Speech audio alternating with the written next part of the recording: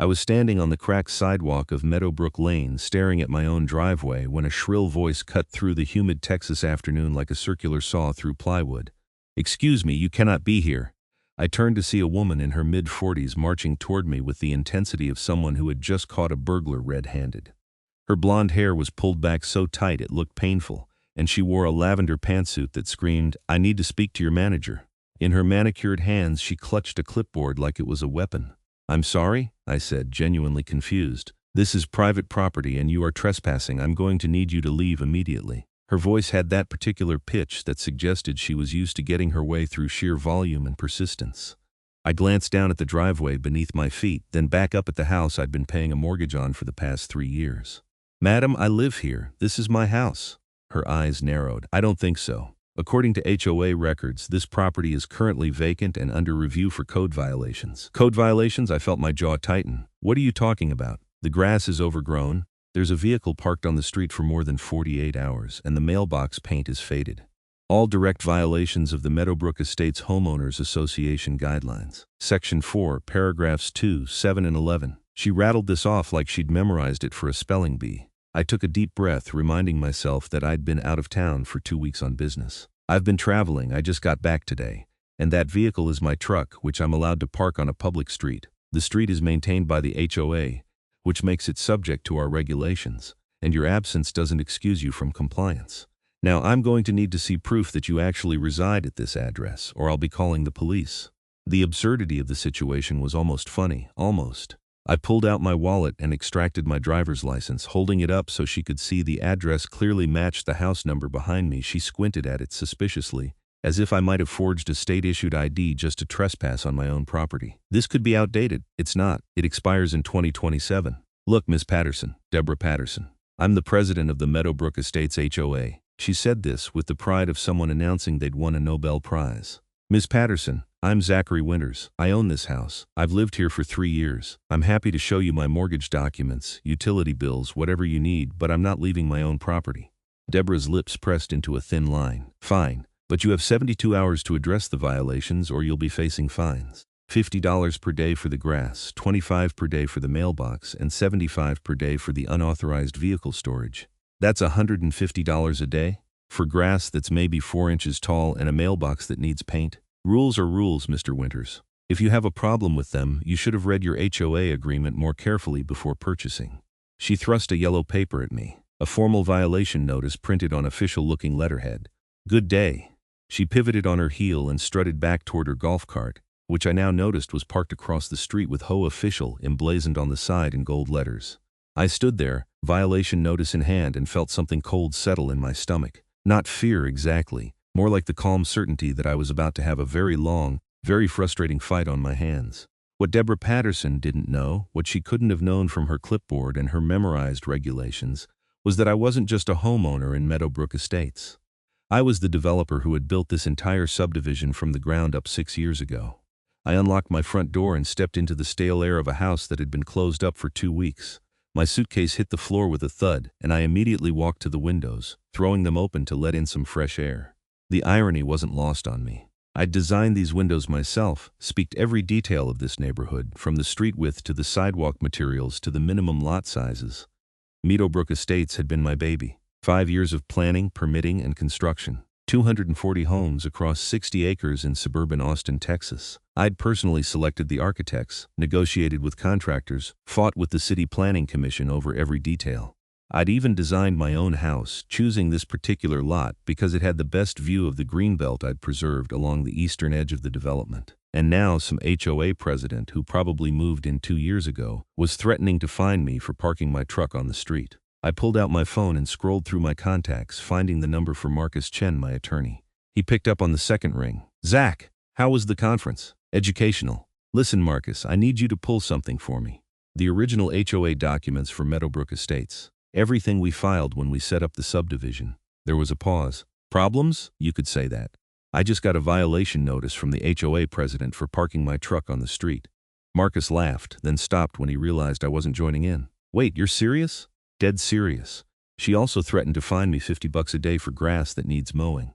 The HOA you created is trying to fine you. That's the situation. Okay, this should be interesting. Give me an hour. I'll pull the original docs and the current bylaws. Want to see if they've made any amendments? That would be great. Also, can you check who's on the current board? I want to know what I'm dealing with. After hanging up with Marcus, I walked through my house, checking on things. Everything looked fine, if a bit dusty. I'd left in a hurry for a last-minute consulting gig in Denver advising on a mixed-use development that had hit some zoning snags. The job had been lucrative enough that I hadn't thought twice about the 2-week timeline. I'd paid a neighbor's kid to water my plants and grab my mail, but apparently that hadn't extended to lawn maintenance. I looked out my back window at the yard. The grass was maybe 3.5 inches tall in Texas in June. It looked perfectly normal to me. I'd specifically written the HOA guidelines to be reasonable, to avoid exactly this kind of petty enforcement. No grass taller than 6 inches. That was the rule. I knew because I'd written it myself, specifically choosing 6 inches instead of the more common 4 to give people some flexibility. My phone buzzed. Marcus, that was fast, I said. I had the files close. Zach, you're going to want to sit down for this. I settled onto my couch, a bad feeling growing in my gut. Hit me. The HOA board held a special meeting 8 months ago. They amended basically the entire code of conduct. New rules, new fine structures, new enforcement policies. And here's the kicker. They changed the grass height requirement from 6 inches to 2 inches, 2 inches? That's insane. You'd have to mow every 3 days in the summer. It gets better. They also changed the parking rules. No vehicles on the street for more than 24 hours, down from the original 72. No boats, RVs, or commercial vehicles visible from the street at any time. And they added a bunch of aesthetic requirements. All mailboxes must be maintained in pristine condition. All exterior paint must be from an approved color palette. All landscaping must include a minimum of 3 flowering plant varieties. I felt my blood pressure rising. They can't just change everything. There are procedures for amendments. Homeowner votes, notice requirements. They followed the procedures. Technically, they sent out notices about the meeting, held the vote, got the required 2/3 approval from attending homeowners. How many people attended? Papers rustled on Marcus's end. 37 homeowners out of 240 properties, so 15% turnout, and they used that to completely rewrite the rules. It's legal, Zach, not ethical, maybe not in the spirit of community governance, but legal. The bylaws you wrote allow for amendments with 2/3 approval of attending homeowners at a properly noticed meeting. You didn't specify minimum attendance requirements. I cursed under my breath. He was right. I'd written those bylaws to be flexible, to allow the community to evolve as needed. I'd never imagined someone would use that flexibility to turn the HOA into a neighborhood dictatorship. Who's on the board? I asked. President is Deborah Patterson. Vice President is Kevin Harrison. Treasurer is Linda Mitchell. Secretary is Robert Thompson. And they have 2 at-large members, Susan Foster and Gregory Holmes. I recognized 2 of those names. Linda Mitchell and Robert Thompson had bought homes in the first phase of construction. They'd seemed nice enough when I'd met them at the ribbon-cutting ceremony. The others must have moved in later. Send me everything, I said. All the documents, the meeting minutes, the whole paper trail. Will do. What are you planning? I don't know yet, but I'm not paying $150 a day because I went out of town for 2 weeks. After Marcus hung up, I spent the next hour reading through the documents he sent. The more I read, the angrier I got. The amended HOA rules weren't just strict. They were designed to generate revenue through fines. There were penalties for everything.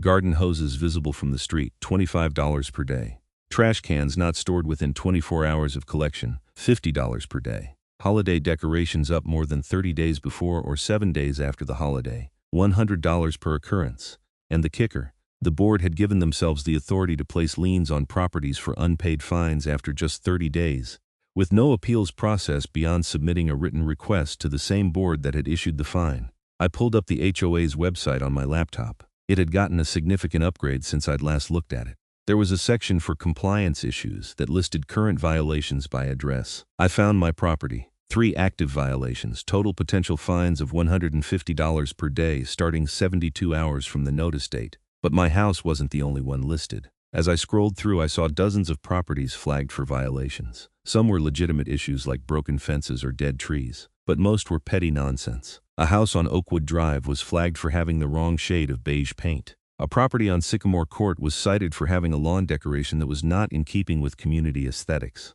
I clicked on the HOA financial section, which required a login. I used my original developer credentials, not really expecting them to still work. To my surprise, they did. Either no one had thought to revoke my access, or the system was poorly maintained. The financial reports made my stomach turn. In the past 8 months since the rule changes, the HOA had collected over $80,000 in fines, $80,000, from a community of 240 homes. That was an average of more than $300 per household in fines alone. On top of the regular HOA dues, the expense reports were equally interesting. Deborah Patterson was receiving a salary, $1,500 per month plus expenses. The original bylaws didn't prohibit board compensation, but it had never been the intent. HOA boards were supposed to be volunteer positions, neighbors helping neighbors maintain property values in common areas. I dug deeper. The HOA had hired a management company called Premier Community Solutions that was receiving $5,000 per month. I'd never heard of them. A quick Google search revealed that Premier Community Solutions was registered to an address in Dallas, but their website was sparse. Just a landing page with generic stock photos and vague language about comprehensive community management services. My phone rang. Unknown number with an Austin area code. Hello, Mr. Winters? This is Officer Jennifer Keller with the Austin Police Department. I'm calling about a complaint we received regarding a possible trespassing situation at 4782 Meadowbrook Lane. You've got to be kidding me. Officer, I live at that address. There's no trespassing situation, that's what I figured, but I'm required to follow up. A Ms. Deborah Patterson called it in, said she encountered someone on a property that's supposedly vacant. It's not vacant. I own it. I was out of town and just returned today. I showed Ms. Patterson my ID with this address. Officer Keller sighed. Yeah, that's what I thought. We've been getting a lot of calls from Ms. Patterson lately. Between you and me, this is the third bogus complaint this month. I'm going to mark this as resolved, but I wanted to give you a heads up. She's claiming she's going to pursue trespassing charges. On what grounds? No idea. Like I said, I'm closing this out, but you might want to document everything just in case she escalates. Some HOA presidents get a little overzealous. That was an understatement. I thanked Officer Keller and hung up, my mind racing. Deborah wasn't just strict, she was actively harassing homeowners and wasting police resources. This was beyond petty neighborhood politics. This was starting to look like something more serious. I spent the rest of the evening mowing my lawn, touching up the mailbox with some paint I had in the garage, and moving my truck into the driveway. Not because I thought the violations were legitimate, but because I needed time to think, to plan my next move. Going to war with an HOA board required strategy, not righteous indignation. The next morning I put on khakis and a polo shirt and drove to the Meadowbrook Estates HOA office. I'd designated a small commercial space near the Subdivision entrance for community use. It had been intended as a meeting room and storage for pool supplies and landscaping equipment. Now, according to the website, it was staffed during business hours Monday through Friday, 9 to 5. I arrived at 9:30 and found Deborah Patterson sitting behind a desk that looked like it had been purchased from an office furniture liquidation sale. The space had been partitioned with cheap dividers, creating a reception area and what looked like a private office in the back. Mr. Winters. Her greeting was cold. I assume you're here to discuss your violations. Actually, I'm here to request copies of all HOA board meeting minutes for the past year, financial reports, and the documentation for the rule amendments that were passed 8 months ago. Her expression didn't change. That information is available to homeowners in good standing. You currently have active violations, which means your account is not in good standing. The violations aren't due yet. You gave me 72 hours, which means you're in violation status, even if fines haven't started accruing. Once you've resolved the violations and they've been verified by an HOA inspector, your account will return to good standing, and you can submit a formal records request. I felt my jaw clench. Texas Property Code Section 209.005 requires HOAs to make their books available to any owner within 10 business days of a written request. My standing is irrelevant. I'm familiar with property code, Mr. Winters, and I'm telling you that our bylaws require good standing for records access. If you'd like to challenge that, you're welcome to hire an attorney. I already have one. You'll be hearing from him. Deborah's smile was thin and cold. I look forward to it. Now, if you'll excuse me, I have actual work to do. Managing a community of this size is a full-time job. I left before I said something I'd regret. Back in my truck, I called Marcus. They're stonewalling me on records access. Can you file a formal demand letter? Already drafting it. But Zach, I've been doing some more digging. That management company, Premier Community Solutions, it's a shell company. Registered agent is a corporate services firm in Dallas. No real business presence. Follow the money. Who owns it? That's the thing. It's buried under a couple of layers, but I've got a forensic accountant friend who owes me a favor. Give me a day or two. I spent the rest of the day doing research. I drove around Meadowbrook Estates, documenting violations with my phone camera. It didn't take long to see the pattern. The houses that were cited for violations were almost all owner-occupied homes. The rental properties, about 30% of the subdivision, had very few citations. That was odd. Rental properties usually had more violations, not fewer, because landlords were less invested in day-to-day maintenance. I stopped at a house on Willow Creek Drive that had a violation notice posted on the door. The homeowner, a woman in her 30s with 2 young kids, answered when I knocked. "Hi, I'm Zach Winters. I live over on Meadowbrook Lane. I noticed you have an HOA violation notice. Do you mind if I ask what it's for?" She looked tired and frustrated. "My fence. They're saying it's not the right color. It's the same fence that was here when we bought the house 3 years ago, but now suddenly it doesn't meet standards. Have you tried to fight it?" I went to an HOA meeting last month. There were maybe 10 of us there, all with violations. The board shot down every appeal. They said if we don't like the rules, we should move. She crossed her arms. "We can't afford to repaint a whole fence right now. My husband just lost his job. But they're threatening to fine us $200 if we don't fix it within 30 days. The $200 for the whole thing or per day? Per occurrence, whatever that means. I think it's a one-time fine, but the notice is confusing. And if we don't pay, they can put a lien on our house." Her voice cracked. "We've never missed an HOA payment. We've been good neighbors. I don't understand why they're doing this." I thanked her and moved on. But the conversation stuck with me. This wasn't about maintaining property values. This was targeted harassment designed to extract money from homeowners who couldn't afford to fight back. By the end of the day, I'd talked to 7 homeowners with violations. All of them told similar stories. Reasonable people who'd been hit with sudden, aggressive enforcement of rules they didn't know had changed. Several mentioned that they'd never received notice about the meeting where the rules were amended. The HOA claimed notices had been mailed, but no one I talked to remembered getting one. That evening, Marcus called back with an update. "You're not going to believe this. Premier Community Solutions is owned by a holding company called Patterson Property Management, LLC. Want to guess who the registered owner is? Deborah Patterson. Got it in one. She's paying her own company $5,000 a month out of HOA funds to manage the HOA that she runs as president. It's a textbook conflict of interest. That has to be illegal. It's definitely a breach of fiduciary duty. She has an obligation to act in the best interest of the HOA, and she's funneling money to herself. Plus, the bylaws specifically prohibit board members from having financial interests in contracts with the HOA. I checked the original documents you filed. That provision is still in there. It wasn't amended.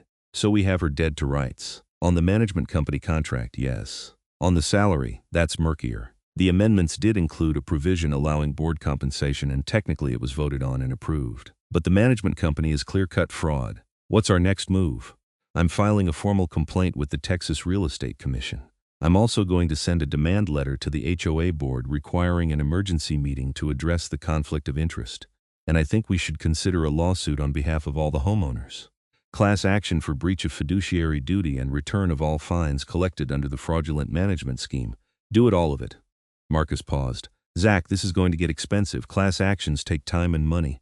Are you sure you want to go down this road?" I thought about the woman with 2 kids and a husband who'd lost his job, facing a $200 fine for a fence that was fined 3 years ago. I thought about Officer Keller, dealing with bogus trespassing complaints because Deborah Patterson was drunk on power. I thought about my own neighborhood, the community I'd built from scratch, being turned into a revenue-generating scheme for one person's benefit. I've never been more sure of anything. Let's take her down. The next 2 weeks were a blur of legal paperwork and strategic planning. Marcus filed the complaint with the Texas Real Estate Commission, sent the demand letter to the HOA board, and began drafting the class action lawsuit. I spent my time organizing. I created a private Facebook group for Meadowbrook Estates homeowners, bypassing the official HOA channels. Within 3 days, 150 people had joined. The stories they shared were infuriating. One homeowner had been fined $1,500 for replacing their roof with shingles that were too dark. Another had been hit with daily fines for a basketball hoop that had been in their driveway for 5 years before the rule change. A retired veteran on a fixed income was facing a lien on his house for $3,000 in accumulated fines for various minor violations. I posted the financial documents I'd accessed through the HOA website, showing Deborah's salary and the payments to Premier Community Solutions. The response was immediate and furious. People were angry, and rightfully so. Deborah must have noticed the Facebook group, because 3 days after I created it, I received a certified letter from an attorney representing the HOA. It claimed that I was engaged in harassment and defamation of the board and demanded that I cease all malicious activities or face legal action. Marcus laughed when I showed him the letter. "This is garbage. Everything you posted is factual and documented. Truth is an absolute defense to defamation." And organizing homeowners is protected speech. She's just trying to intimidate you. It's not working good. Because we just got the response to our demand letter, the board is refusing to hold an emergency meeting. They claim the management company contract is legitimate and that there's no conflict of interest because it was properly disclosed and approved. Was it? Not in any meeting minutes I can find. They're lying, which means we move to the next phase. I'm filing the lawsuit tomorrow. The lawsuit hit like a bomb. Marcus filed it in Travis County District Court on behalf of 12 named plaintiffs, including myself, with class action certification pending. The complaint alleged breach of fiduciary duty, fraud, conversion of HOA funds, and violations of the Texas Property Code. We were seeking return of all fines collected in the past 8 months, dissolution of the management company contract, removal of the current board, and punitive damages. Local media picked up the story. A reporter from the Austin American-Statesman called me for an interview. I kept it simple. I built this neighborhood to be a community, and the current HOA board had turned it into a personal piggy bank. The story ran on the front page of the local section, complete with a photo of a violation notice and a quote from Deborah dismissing the lawsuit as baseless harassment by a disgruntled homeowner. The publicity changed everything. My Facebook group exploded to over 200 members. Other homeowners started coming forward with evidence. Someone found emails showing that Deborah had instructed her inspectors to prioritize violations on owner-occupied homes because they're more likely to pay quickly. Another homeowner provided recordings of board meetings where Deborah had openly discussed using fines as a revenue source. But Deborah wasn't going down without a fight. She held an emergency HOA meeting, open to all homeowners, to address false allegations and restore community confidence. I attended along with about 75 other residents. The meeting room at a local community center was packed and tense. Deborah stood at the front of the room, her expression tight. Thank you all for coming. I know there's been a lot of misinformation circulating recently, and I want to set the records straight. The HOA board has been working tirelessly to maintain and improve our community. The rule amendments we passed were necessary to preserve property values, and they were done with full legal authority. A man in the back raised his hand. What about the management company? Why are you paying your own company $5,000 a month? Deborah's jaw clenched. Premier Community Solutions was selected through a competitive bidding process. The fact that I have an ownership interest was fully disclosed. Where? Someone else shouted. I've read all the meeting minutes. There's no disclosure. It was disclosed verbally at the meeting where the contract was approved. I stood up. That's interesting, because I have the audio recording of that meeting. Someone posted it in our Facebook group.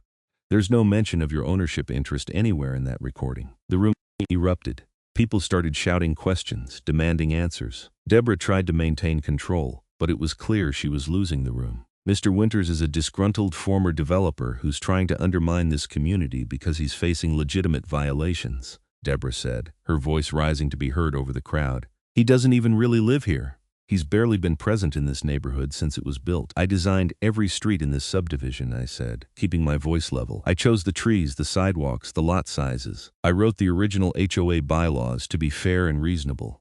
And I live in the house I built for myself at 4782 Meadowbrook Lane. I'm as much a member of this community as anyone here. Kevin Harrison, the vice president, stood up beside Deborah. If you cared so much about this community, why did you sell all the properties and walk away? You made your money and left us to deal with the consequences. The consequences of what? Building a well-designed, properly planned subdivision? The only consequences here are the ones you and Deborah created by turning the HOA into a shakedown operation. The meeting deteriorated from there. No votes were taken, no business was conducted. Eventually, Deborah simply declared the meeting adjourned and walked out, leaving the room in chaos. In the parking lot afterward, a woman approached me. She was older, maybe in her 60s, with gray hair and worried eyes. Mr. Winters, I'm Linda Mitchell. I'm on the HOA board, the treasurer position. I recognize the name. You're one of the original homeowners, right? You bought in phase 1? That's right. I need to talk to you, but not here. Can we meet somewhere private? We agreed to meet the next morning at a coffee shop in downtown Austin, away from the neighborhood. I showed up 15 minutes early and found Linda already there, sitting in a back corner booth with a cup of tea in front of her. Thank you for meeting me, she said as I sat down. I don't have much time. If Deborah finds out I'm talking to you, she'll make my life hell.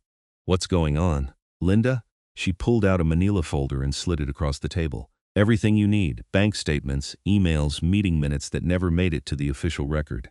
Deborah's been cooking the books. The fines aren't the only problem. She's been skimming money from the HOA accounts, covering it up by inflating expense reports. I opened the folder and started flipping through documents.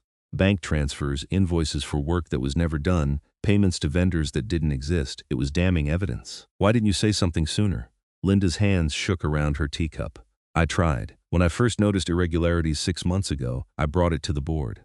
Deborah convinced the others that I was confused, that I didn't understand the accounting.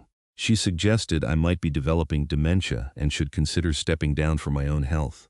Then she started inspecting my property every week, finding violations for things like a single weed in my flower bed. I backed off because I was scared. But you kept documenting everything. I'm a bookkeeper by trade. I retired 5 years ago, but old habits die hard. I knew something wasn't right, so I kept copies of everything. When I saw your lawsuit in the news, I realized I wasn't crazy. Someone else sees what she's really doing. Linda, this is embezzlement. This isn't just civil liability, it's criminal fraud. We need to take this to the police. Her face went pale. Will I get in trouble for not reporting it sooner? No. You're the whistleblower, and this documentation is going to make the case. I called Marcus from the coffee shop. He arrived 20 minutes later, took one look at the documents, and immediately called the Travis County District Attorney's office. By that afternoon, we were sitting in a conference room with Assistant DA Rachel Morrison, who specialized in white-collar crime. Rachel reviewed the documents with the careful attention of someone who knew exactly what she was looking at. This is good, really good. Bank fraud, embezzlement from a homeowners association, falsifying business records. We can work with this. Mrs. Mitchell, I'm going to need you to give a full statement. Linda nodded, looking terrified but determined. What happens now? I asked. We open an investigation. Subpoena the HOA bank records, interview the other board members, build a case. If the evidence supports charges, we'll present to a grand jury. Given what I'm seeing here, I'd say there's probable cause for an arrest warrant, but we need to do this right. HOA fraud cases can be tricky because there's often confusion about what's criminal versus what's just poor management. How long will this take? A few weeks, maybe a month. I'll prioritize it. In the meantime, I'd recommend freezing the HOA accounts if possible. Can your attorney petition for that? Marcus nodded. I can file an emergency motion for a temporary restraining order and preliminary injunction. Freeze all HOA accounts, halt all fine collection, and suspend the board's authority pending the outcome of the investigation and the civil suit. Do it, I said. The next 72 hours were a whirlwind. Marcus filed the emergency motion, and we got a hearing scheduled for the following Monday. In the meantime, word spread through the neighborhood that something big was happening. The Facebook group was flooded with speculation and rumors. I posted a simple message: major developments coming, stay tuned, don't pay any fines until further notice. Deborah responded by sending out a mass email to all homeowners through the official HOA communication system, warning that failure to pay fines would result in liens and possible foreclosure. She claimed that certain individuals were spreading dangerous misinformation and that anyone who didn't comply with HOA rules would face severe legal consequences. The email backfired. People were angry at being threatened, and the tone-deaf aggression just reinforced the perception that Deborah was out of control. Several homeowners forwarded the email to Marcus, who added it to our evidence file as proof of ongoing harassment. Monday's hearing was held in Judge Patricia Reeves' courtroom. I sat in the gallery with Linda Mitchell and about 20 other homeowners who'd taken time off work to attend. Deborah was there with her attorney, a slick-looking guy in an expensive suit who projected confidence bordering on arrogance. Marcus presented our case methodically. He laid out the evidence of financial impropriety, the conflict of interest with the management company, the pattern of aggressive fine collection, and Linda's documentation of embezzlement. He asked the court to freeze all HOA accounts, suspend the current board, and appoint a neutral receiver to manage the association's affairs pending resolution of the criminal investigation and civil lawsuit. Deborah's attorney argued that the motion was premature, that the allegations were unproven, and that freezing the accounts would prevent the HOA from maintaining common areas and providing essential services. He characterized the lawsuit as a vendetta by a disgruntled developer who'd been caught violating community rules. Judge Reeves listened to both sides, reviewed the evidence, and asked pointed questions. She was in her 50s, with sharp eyes and no patience for nonsense. Mr. Daniels, she said to Deborah's attorney, your client is the president of the HOA and the owner of the management company being paid by the HOA. That's a clear conflict of interest. How do you explain the absence of any disclosure in the meeting minutes? Your Honor, the disclosure was made verbally at the meeting. The minutes may not reflect every detail of the discussion. The minutes are supposed to reflect material business decisions. A $5,000 per month contract with a board member's company seems material to me. And Mrs. Mitchell's financial documents suggest that money from HOA accounts has been transferred to personal accounts. How do you explain that? Those transfers are payments for legitimate business expenses. My client can provide receipts and documentation. Then she should have done so when Mrs. Mitchell, the treasurer, asked for them 6 months ago. The fact that she instead suggested Mrs. Mitchell had dementia is concerning, to say the least. Judge Reeves made her ruling from the bench. I'm granting the temporary restraining order. All HOA accounts are frozen effective immediately. The current board is suspended from all duties and authority. I'm appointing Sandra Wallace from Hill Country Receivership Services as temporary receiver to manage the association's affairs. The receiver will have full access to all accounts, records, and documents. Ms. Patterson, you and your fellow board members are ordered to cooperate fully with the receiver and to turn over all HOA property, including keys, files, computers, and financial records, within 48 hours. We'll have a full hearing on the preliminary injunction in 2 weeks. Court is adjourned. The gavel came down and I felt a weight lift off my shoulders. It wasn't over, but it was a major victory. Deborah's face was red as she stood up, her attorney trying to calm her down. She looked directly at me and mouthed something that looked like, "You'll regret this." I just stared back, expressionless. Outside the courthouse, a small crowd of homeowners gathered around Marcus and me. People were shaking my hand, thanking me, some even crying with relief. The woman I'd met on Willow Creek Drive was there with her husband. "Thank you," she said, her voice thick with emotion. "You didn't have to do this, you could have just paid the fine and moved on. But you fought for all of us." "It's my neighborhood too," I said. "I built it to be a place where people could live without being harassed." Deborah perverted that vision and I couldn't let it stand. Over the next 2 weeks, Sandra Wallace, the court-appointed receiver, conducted a thorough audit of the HOA's finances. What she found was even worse than Linda's documents had suggested. Deborah had embezzled over $60,000 in the past 8 months, using a combination of fake invoices, inflated expense reports, and direct transfers to her personal accounts. The management company contract was entirely fraudulent. Premier Community Solutions provided no actual services. It was just a way to funnel money to Deborah. The DA's office moved quickly. Rachel Morrison presented the evidence to a grand jury, which returned indictments on 12 felony counts: theft over $30,000, fraudulent use or possession of identifying information, misapplication of fiduciary property, and multiple counts of forgery for the fake invoices. Deborah was arrested at her home on a Wednesday morning. The local news covered it, showing footage of her being led out in handcuffs. The preliminary injunction hearing became a formality. With criminal charges filed and clear evidence of fraud, Judge Reeves made the injunction permanent. The HOA board was dissolved, and Sandra Wallace was appointed as receiver until new elections could be held under proper procedures. Marcus moved forward with the class action lawsuit, which now had over 180 homeowners as plaintiffs. The case was straightforward. Return all fines collected under the fraudulent enforcement scheme, compensate homeowners for damages, and ensure proper governance going forward. The HOA's insurance carrier saw the writing on the wall and pushed for settlement. 3 months after I'd first been ordered off my own property, we reached an agreement. The insurance company would pay $750,000 into a settlement fund.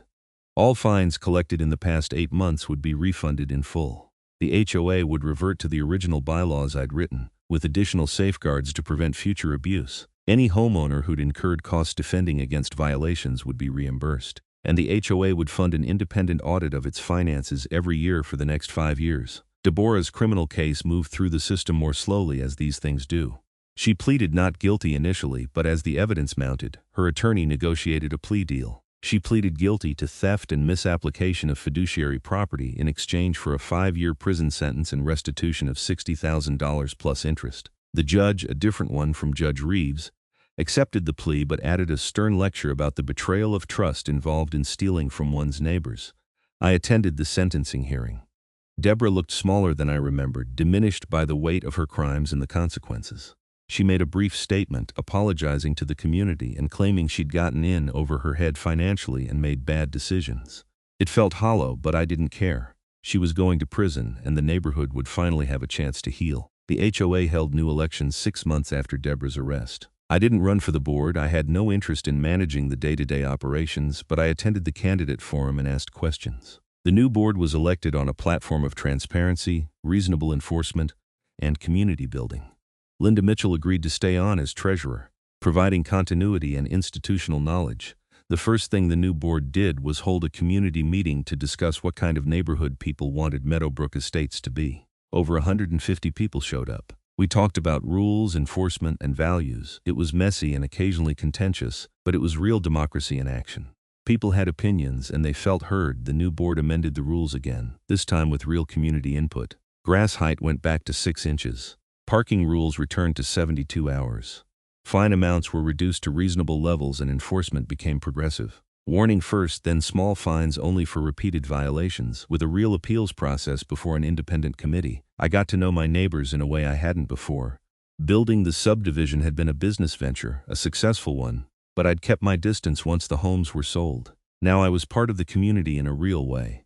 I helped organize a neighborhood barbecue that summer. Over 200 people showed up and it felt like a celebration, not just of burgers and beer, but of reclaiming our neighborhood from the tyranny of petty enforcement.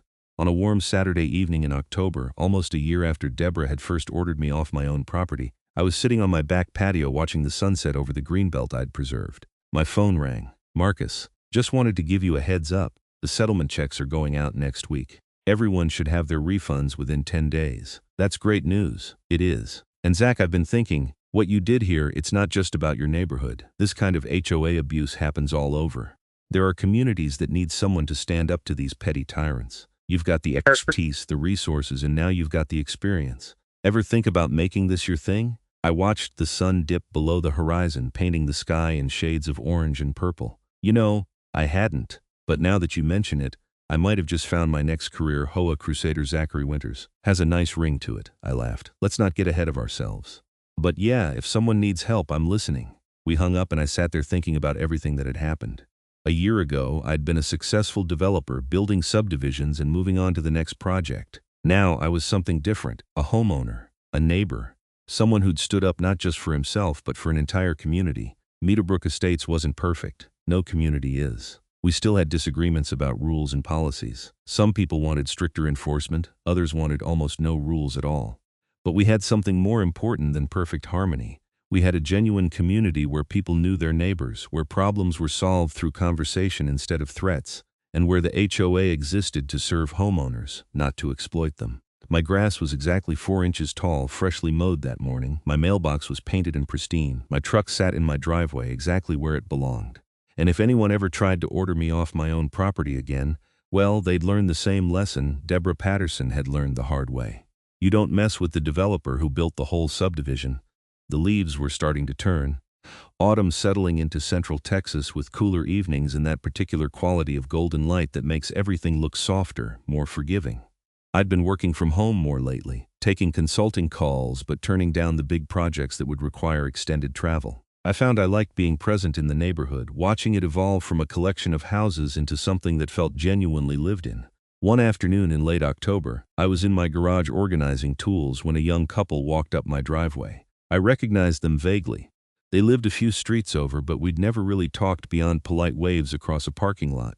"Mr. Winters?" the man said. He was maybe 30, with nervous energy and glasses that kept sliding down his nose. "I'm David Peterson, and this is my wife, Amy. We live on Cedar Ridge Court. We wanted to thank you for everything you did with the HOA situation." Amy nodded enthusiastically. "We were so worried.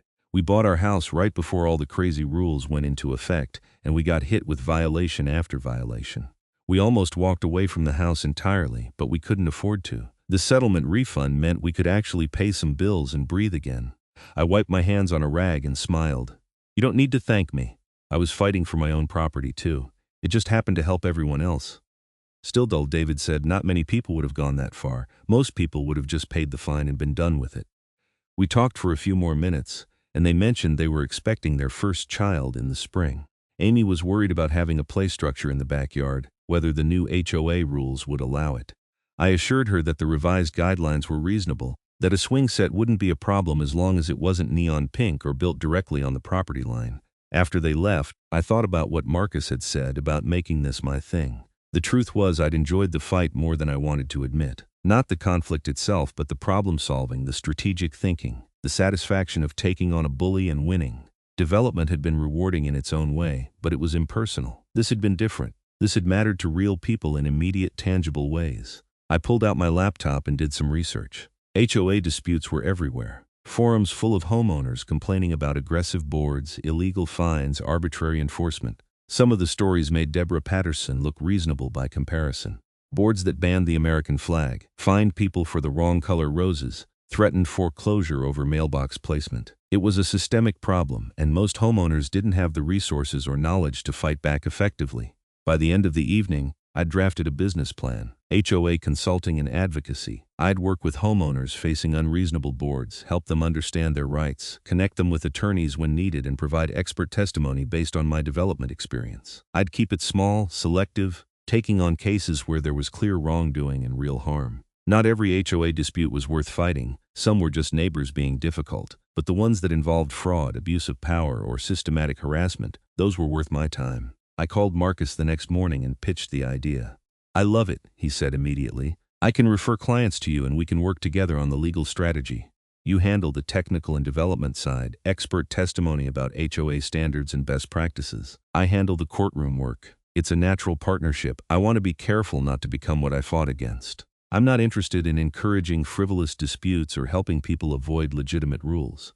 This would be about fighting real abuse." Agreed. We screen carefully, turn down cases that don't meet the threshold. "But Zach, there's enough real abuse out there to keep you busy. Trust me on that." We spent the next hour talking through logistics, fee structures, case selection criteria. By the time we hung up, I felt energized in a way I hadn't in years. This felt right. The first case came in 2 weeks later, a referral from Linda Mitchell. Her friend in a subdivision north of Austin was facing foreclosure over $7,000 in HOA fines. The violations included parking a work truck in the driveway, having a vegetable garden visible from the street, and failing to get approval for a satellite dish.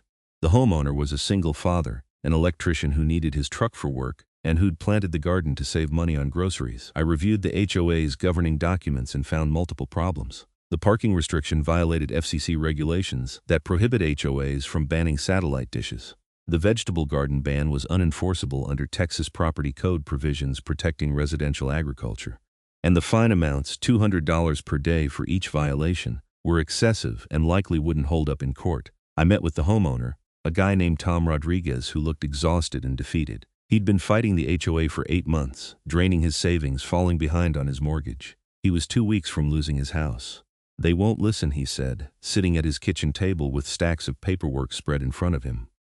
"I've been to every board meeting, filed appeals, tried to negotiate. They just keep adding more fines. I can't afford an attorney and they know it." I walked through his house, his property, taking notes and photos. Everything was well maintained. The truck in the driveway was clean and professional looking, not some rusted out junker. The vegetable garden was neat and productive, tomatoes and peppers and herbs in raised beds. The satellite dish was small and unobtrusive, mounted on the back of the house where it was barely visible. "Here's what we're going to do," I said. "I'm going to write up a detailed analysis of your HOA's violations of state and federal law. Marcus Chen, my attorney partner, is going to send that to your HOA board along with a demand to rescind all fines and stop the foreclosure process. If they don't comply within 10 days, we file suit and ask for attorney's fees, which Texas property code allows in cases of frivolous or bad faith HOA enforcement." Tom's eyes widened. "I can't afford an attorney." "I told you that. You're not paying. I'm taking this pro bono. Consider it part of my new business model. I do some cases for free to build reputation and precedent. Yours is exactly the kind of abuse I'm trying to stop." The HOA's attorney called Marcus 3 days after receiving our demand letter. The board agreed to rescind all fines and drop the foreclosure proceeding. They tried to frame it as a generous compromise, but Marcus made it clear we weren't interested in spin.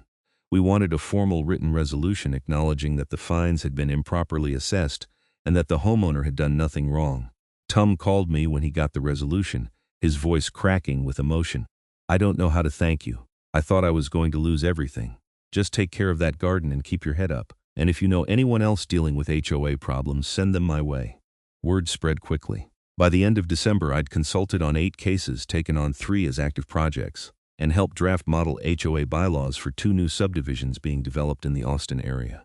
The work was satisfying in a way that building houses had never been. Every case was a puzzle, a combination of legal analysis, practical problem solving, and strategic negotiation. Not every case was clear-cut.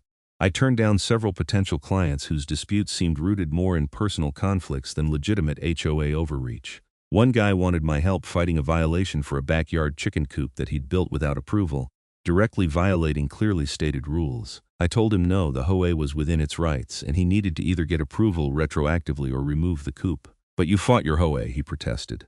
"I fought fraud and abuse of power. Your HOA has a reasonable rule, properly enacted, and you violated it. That's not the same thing." He hung up angry, but I didn't regret the decision. Credibility mattered. If I took on every case regardless of merit, I'd become part of the problem, just another voice adding to the noise and acrimony of neighborhood disputes. Christmas came and the Meadowbrook Estates HOA organized a holiday lights contest. It was voluntary, no pressure, just a fun community event. I strung some white lights along my roofline and called it good. A family on Oakwood Drive won with an elaborate display featuring animated reindeer and a musical light show synchronized to Christmas carols. The prize was a $50 gift card to a local restaurant, funded by voluntary donations, not HOA dues. On New Year's Eve, the neighborhood held a party at the community pool. I went, nursing a beer and talking to neighbors I'd gotten to know over the past year. Linda Mitchell was there with her husband, looking relaxed and happy in a way she hadn't been during the Deborah era. The new HOA president, a retired school teacher named Margaret Fuller, made a short speech thanking everyone for making Meadowbrook Estates a real community and promising that the coming year would be even better. At midnight, as fireworks popped in the distance and people hugged and cheered, I felt something I hadn't expected: belonging. Not just the satisfaction of winning a fight or solving a problem, but genuine connection to the place and people around me. This was home, not just because I'd built it, but because I'd fought for it and helped shape what it could become. January brought new challenges. A case in Round Rock involved an HOA that had outsourced collections to a company that was charging illegal interest rates and fees. Another in Pflugerville featured a board that was refusing to hold elections, claiming continuity of leadership was more important than democracy. Marcus and I worked together, filing suits, negotiating settlements, occasionally going to trial when boards refused to back down. We won more than we lost, and each victory reinforced my belief that this work mattered. HOAs weren't going away. They were a permanent feature of modern suburban development, with over 73 million Americans living in HOA-governed communities. But they could be reformed, one neighborhood at a time, one abusive board at a time. In March, I got a call from a reporter at the Texas Tribune. They were doing a feature on HOA reform and wanted to interview me. We met at a coffee shop in downtown Austin, and I spent an hour talking about my experience with Deborah Patterson, my new consulting work, and my vision for how HOAs could function better. "Why do you think HOA abuse is so common?" the reporter asked. "A sharp woman in her 40s named Jessica." "Power without accountability," I said. "Most HOA boards are well-intentioned volunteers doing their best. But some people are attracted to these positions specifically because they like having power over their neighbors. And once they're in office, it's very hard to remove them. Homeowners are busy. They don't pay close attention until something directly affects them, and by then the abusive board has usually consolidated power and made it difficult to challenge them." What's the solution? Better bylaws for one. Mandatory term limits, genuine transparency requirements, easier recall procedures, but also education. Homeowners need to understand their rights and responsibilities, and they need to be willing to get involved before things reach a crisis point. The article ran in April and my phone started ringing more frequently. Homeowners from across Texas and a few from neighboring states reaching out for help. I had to start turning down cases, referring them to other attorneys or consultants who specialized in HOA issues. The demand was overwhelming. By summer, I'd hired an assistant, a recent law school graduate named Jennifer who was passionate about property rights and community advocacy. She handled intake, initial case review, and research, freeing me up to focus on strategy and testimony. We rented a small office space, just 2 rooms in a professional building near downtown Austin, but it felt legitimate and established. One afternoon in July, almost exactly 2 years after Deborah Patterson had first ordered me off my property, I was reviewing documents for a case when Jennifer buzzed my intercom. "Zach, there's someone here to see you. She doesn't have an appointment, but she says it's important." "Who is it?" She wouldn't give her name, just said she's from Meadowbrook Estates and needs to talk to you about the HOA. My stomach tightened. I'd thought we were past all the drama from my own neighborhood. "Send her in." The woman who walked into my office was in her 60s, well-dressed with steel gray hair and the bearing of someone used to being taken seriously. She extended her hand. "Mr. Winters, I'm Caroline Henderson. I moved into Meadowbrook Estates last month and I wanted to meet the man who saved the neighborhood." I relaxed and gestured for her to sit. "I wouldn't say I saved it, just helped get it back on track." "Don't be modest. I did my research before buying. I read the court documents, the news articles, everything. What you did was remarkable, and it's exactly the kind of community I want to be part of, a place where people stand up for what's right." We talked for a while. Caroline was a retired federal judge, recently widowed, looking for a fresh start in a new city. She'd chosen Meadowbrook Estates specifically because of the HOA reform story, seeing it as evidence of a healthy, engaged community. "I'm telling you this because I want you to know that what you did had ripples beyond just fixing one problem." You changed the character of the neighborhood. People feel empowered now, engaged. That's rare and valuable. After she left, I sat at my desk thinking about her words. Ripples. That was the right metaphor. Change didn't happen in isolation. One person standing up, one board being held accountable, one community being reformed. All of it created ripples that spread outward, influencing other neighborhoods, inspiring other homeowners, setting precedents that made the next fight a little bit easier. Fall came around again, and Meadowbrook Estates held its second annual community barbecue under the new board.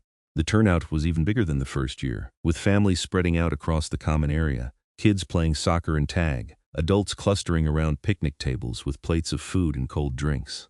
I manned the grill with a few other volunteers, flipping burgers and hot dogs while chatting with neighbors. Margaret Fuller, still serving as HOA president, gave a brief update on the association's finances and upcoming projects. Reserves were healthy, common areas were well maintained, and there were zero active lawsuits or disputes. It was boring and beautiful, exactly what an HOA should be. As the sun set and people started packing up, Linda Mitchell approached me with a small group of the original homeowners, the ones who'd been there from the beginning. "We wanted to give you something," she said, handing me a wooden plaque. It was engraved with a simple message: "To Zachary Winters, who built our homes and defended our community. With gratitude, Meadowbrook Estates." I felt my throat tighten.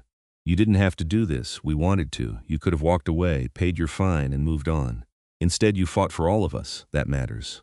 I took the plaque home and hung it in my office, right where I could see it from my desk. It became a reminder on difficult days, when cases seemed unwinnable or clients seemed ungrateful, of why this work mattered. The years that followed brought more cases, more victories, a few losses, and a growing reputation.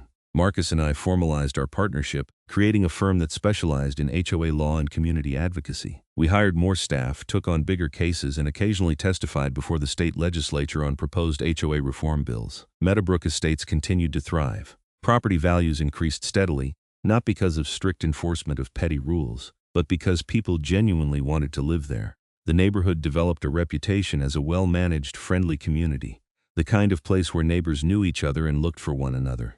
I never did run for the HOA board, but I attended meetings regularly, staying engaged without dominating.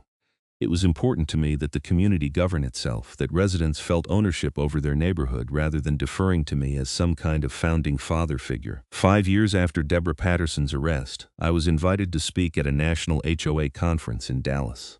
The audience was hundreds of board members, property managers, and attorneys from across the country. I talked about my experience, about the importance of transparency and accountability, about the difference between reasonable rules and abusive enforcement. During the Q&A session, a man raised his hand. "Mr. Winters, you've built a career on fighting HOAs. Don't you think you're encouraging homeowners to be adversarial? Don't we need rules and enforcement to maintain property values?" "Absolutely," I said. "But there's a difference between reasonable governance and petty tyranny. HOAs serve an important function. They maintain common areas, enforce legitimate standards, and preserve property values. But when boards use their authority to harass homeowners, to generate revenue through fines, or to impose their personal preferences as community standards, they've crossed a line. My work isn't about destroying HOAs. It's about making them work the way they're supposed to work, as democratic institutions that serve homeowners, not control them." The room applauded, and several people approached me afterward to share their own stories of HOA disputes and reforms. It reinforced something I'd learned over the years. Most people, even board members, wanted their communities to function well. The problems came from a small minority who abused their positions and from systems that made accountability difficult. On a quiet evening in October, exactly 6 years after Deborah had ordered me off my property, I sat on my back patio watching the sunset over the greenbelt. The trees had grown taller in the years since I'd planted them, the native grasses fuller and more established. The neighborhood had matured, and so had I. My phone rang. "Marcus, got a case I think you'll find interesting. HOA in San Antonio. Board president is trying to foreclose on a homeowner for displaying a Black Lives Matter sign. Says it's political speech banned by the rules. That's protected First Amendment expression. The HOA can't ban it." "I know. But they're trying anyway. Homeowner is a retired veteran. Can't afford the fight. Thought you might be interested." I smiled, already pulling up my calendar to check availability. "Send me the details. Let's go save another neighborhood." As the last light faded from the sky and stars began to appear overhead, I thought about how far I'd come from that first confrontation with Deborah Patterson. I'd built houses and subdivisions for years, creating the physical structures where people lived their lives. But this work, fighting for communities and defending homeowners' rights, this was building something more important. This was building justice, accountability, and the kind of neighborhoods where people could actually thrive. The plaque on my office wall was right. I'd built homes and defended a community. But more than that, I'd found my purpose, my calling in a world that desperately needed people willing to stand up to petty tyrants and fight for what was right, and I was just getting started.